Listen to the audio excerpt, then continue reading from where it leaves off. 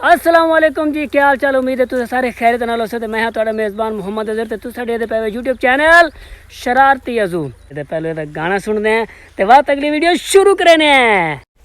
तू लख वदवा दे कर दिल पर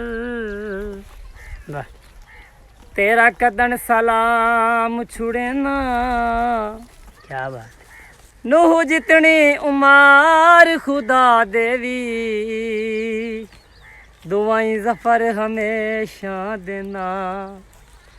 तेरा ज़र्फ अपना मेरा सोच अपना चंगी तेरे कान सुचे ना। तेरा माल पै गई हो गुलकार के बनी तेरे नाल हो मेरा तू बेली हो तेरे पांच पांच बेली मेरी बेली आतई थू बसे